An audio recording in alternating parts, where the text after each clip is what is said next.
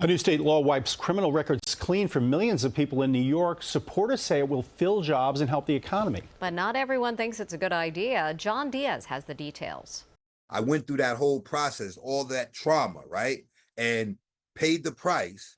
Dion Johnson says after serving almost 4 years in prison and parole after that, he still felt like he was paying for his past mistakes. 2 years ago, a background check showed the Bronx man went to jail for possession of an illegal firearm, so he was fired from his job as a janitor. Felt defeated, carrying that stigma around.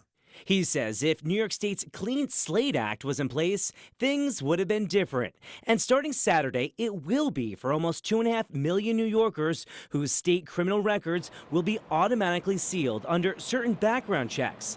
Officials say it will open doors for employment opportunities. Of sealing conviction records for individuals who have served their time, paid their dues, remained out of trouble, and who want to be a part of our local economy. The new law states misdemeanors get sealed 3 years after sentencing or release, and felonies after 8 years. Takesha Newton now works for the Legal Aid Society, but was once in prison. We all make mistakes, but that should not prevent us from gaining employment. Any cases with ongoing criminal charges, probation, or parole would not be eligible. Sex crimes, murder, and other serious non-drug related felonies will remain public. And the law does not apply to federal crimes or convictions in other states. People have to be held accountable when they break the law, but there also has to be redemption. Now, this was not an easy win for supporters. They have been fighting for this since 2019.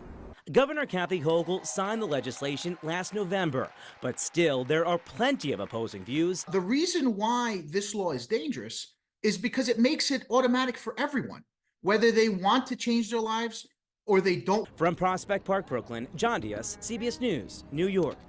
Under the new law, police investigations, legal proceedings, and employers in sensitive industries or fields can still access sealed records.